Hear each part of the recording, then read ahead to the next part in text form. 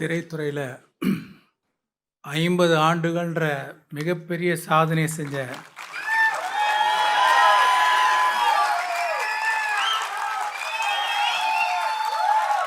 Super star Rajini sir அவர்களுக்கும், விழாநாயகன் சு வெங்கடேசன் அவர்களுக்கும், ஆனந்த விகடன் நிர்வாக ஆசிரியர் ஸ்ரீனிவாசன் அவர்களுக்கும், திரு உதயச்சந்திரன் ஐஏஎஸ் அவர்களுக்கும், ரோகிணி அவர்களுக்கும், கோபிநாத் அவர்களுக்கும், வந்திருக்கும் பெரியோர்களுக்கும், பாரியின் வாசகர்களுக்கும் அனைவருக்கும் வணக்கம். நான் இது வரைக்கும் புத்தகம் சம்மந்தப்பட்ட விழாவில் வாழ்த்துறையெல்லாம் சொன்னதில்லை. ஒரு ஃபிலிம் மேக்கராக வேள்பாரி நாவலோடு உண்டான கனெக்ஷனையும் வியந்த விஷயங்களையும் பகிர்ந்துக்கலான் இருக்கேன். விகடன் நிர்வாக ஆசிரியர் ஸ்ரீனிவாசன் அவங்க ஒரு தடவை என்னை சந்தித்தப்போ, ஆனந்த விகடனில் வேள்பாரின்னு ஒரு நாவல் வார வாரம் வந்துட்டுருக்கு, அது படித்தா படம் பார்க்குற மாதிரியே இருக்குது, நீங்கள் படமாக எடுத்தால் நல்லாயிருக்கும் அப்படின்னாங்க.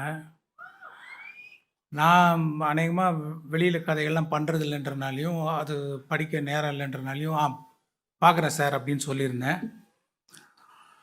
அதுக்கப்புறம் பார்த்திங்கன்னா, இந்த கரோனா டைமில் புத்தகங்கள்லாம் படிக்கலாம் அப்படின்னு முடிவு பண்ணப்போ ஞாபகம் வந்தது வேள்பாரி தான். சரி, இந்த வேள்பாரி புக்கை படிக்கலான்னு தேடினா எங்கேயுமே ஒரு பிரதி கூட கிடைக்கல. நான் டைரக்டர் வசந்தபாலன்ட்ட சொன்னேன். அவரும் தேடி பார்த்துட்டு அவர் டைரெக்டாக சு வெங்கடேசன் அவர்களுக்கே ஃபோன் பண்ணி, சார் எங்கேயும் கிடைக்கலன்னா அவர் வச்சுருந்த பர்சனல் பிரதியை கொடுத்து அனுப்பிச்சார். அதில் தான் நான் அந்த புக்கை நான் படித்தேன். நாவல்கள் பெரும்பாலும் உணர்வுகளாக தான் விரியும். ஆனால் வேள்பாரி உணர்வுகளோட விஷுவல்ஸும் போட்டி போட்டுக்கிட்டு விரிஞ்சுது. சூரிய ஒளி பின்னணியில் சில்லவுட்டில் அறிமுகமாகிற பாரியில் ஆரம்பித்து பிரம்மாண்டமான காக்கா விரிச்சி 4 வருஷத்துக்கு ஒரு தடவை தோன்ற ஒளிவாள், வட்டாற்று மணலில் வர்ற ஆயிரக்கணக்கான யானைப்படைன்னு காட்சிகள் விரிஞ்சிக்கிட்டே இருக்குது. பாரி கபிலருக்கு ஒரு விருந்து கொடுப்பார். விருந்து கொடுக்கும்போது இந்த 60ஆங்கோழி, அந்த பகரின்ற பறவையோடைய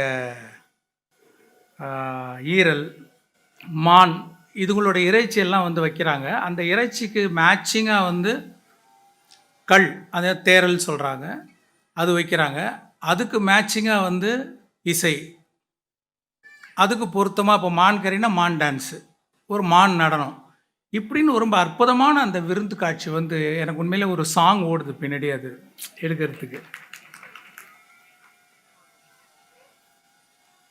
இப்போ முல்லைக்கு தேர் கொடுத்தான் பாரின்ட்டு நம்ம பாரியோடைய கருணையை பற்றி நம்ம ஸ்கூலில் படிச்சிருக்கோம்.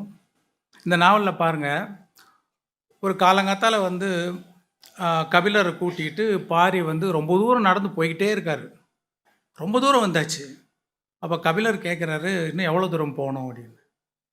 அப்போ பாரி கேட்குறாரு, கால் வலிக்குதா, நான் வேணால் தோளில் தூக்கிக்கிட்டுமா அவங்கள அப்படின்னு கேட்குறாரு. இல்லை, நம்ம தேரில் வந்திருக்கலாமே அப்படின்னு அவர் கபிலர் சொல்கிறாரு. இல்லை, இது மான்கள் இணைகிற காலம், மேட்டிங் டைம். இப்போ தேர் வந்துச்சுன்னா அந்த சத்தத்தினால அதுங்களுக்கு தொந்தரவாக இருக்கும், அதனால தான் நான் நடந்தே வரேன் அப்படின்னாரு. எப்பேற்பட்ட குணம் பாருங்கள் நீங்கள். அதே மாதிரி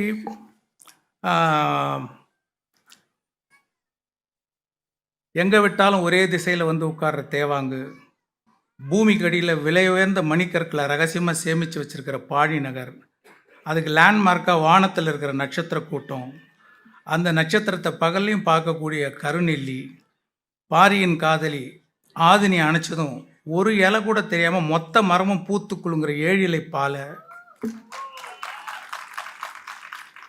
காதலர்கள் பாரியும் ஆதினியும் இணைஞ்சு விடுற அந்த மூச்சில் விரிகிற நிலமுரண்டி மலர், குறிப்பிட்ட மூலிகையை சாப்பிட்டுட்டு அந்த இலைகளை சாப்பிட்டுட்டு அந்த தான் மூக்குலேருந்து அந்த நீர்த்தோல், அதே மீன் சட்டை, பாம்பு சட்டையை அப்படி உரிச்சிட்டு இணையிற வெண்சாரை, ஒளி வீசும் வெண்சாரை பாம்புகள், சுண்டா பூனை, பறக்கும் பாம்புகள், ஒரே கடியில் குதிரையோட கழுத்தை துண்டாக்குற தோகை நாய்கள், மழை நீரை மட்டுமே குடிக்கிற சக்கரவாக பறவை, தண்ணீருக்குள்ளே எறிகிற பால் குரட்டி செடி, 2 நாட்கள் ஆனாலும் போதை குறையாத நறுமணம் வீசக்கூடிய சோமப்பூண்டு பானம், சிறகு நாவல், இரவில் ஒளிரும் ராவெரி மரம், இப்படி போயிட்டே இருக்கு லைக்கு.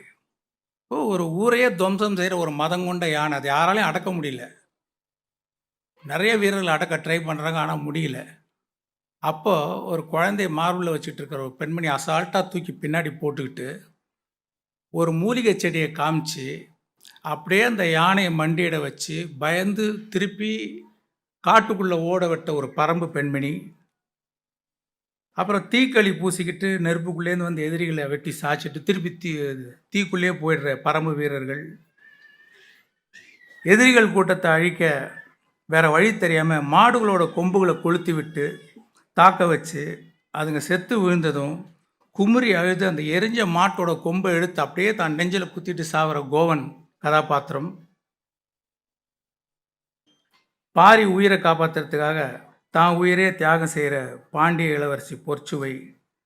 தான் உயிரோடு இருந்தால் பாரி மலையிலேருந்து கீழே இறங்கி போயிட மாட்டான்னு ஒரு வில்லை எடுத்து தான் காலில் இழுத்து தான் நடு வயிற்றில் பாய்ச்சி இறந்து போகிற தேக்கன்.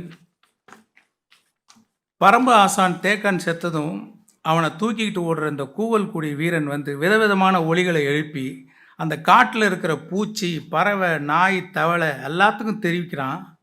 அதுங்க அத்தனையும் சோகத்தோட ஒரே நேரத்தில் குரல் எழுப்புறது வந்து அற்புதமான ஒரு இடங்க. அது இந்த மாதிரி நான் எங்கேயும் வந்து கேள்விப்பட்டதும் இல்லை, படித்ததும் இல்லை.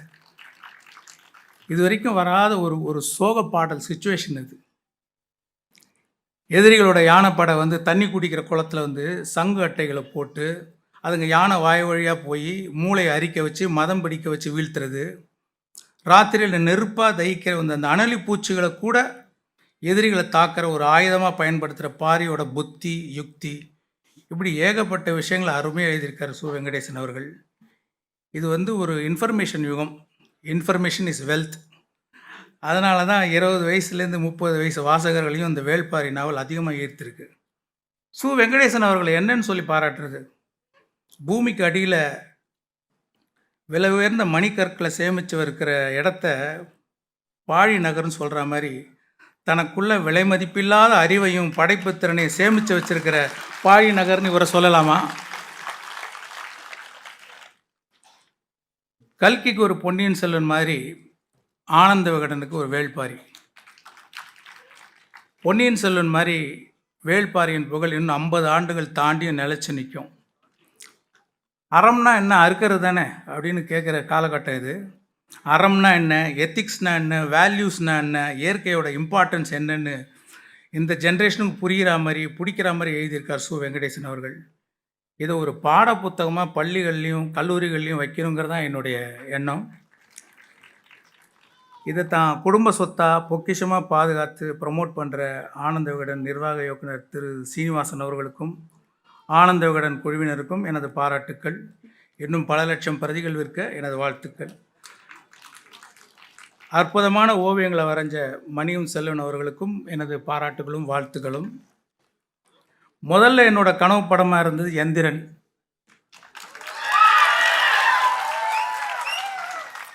இப்போ என்னுடைய கனவு படம் வேள்பாரி.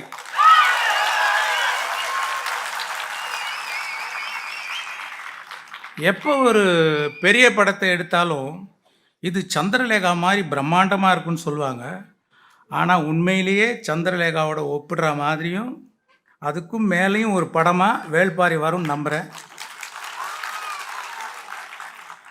எஸ்எஸ் வாசனையா இப்போ இருந்திருந்தாங்கன்னா அவங்களே இதை ப்ரொடியூஸ் பண்ணியிருப்பாங்கன்னு நினைக்கிறேன்.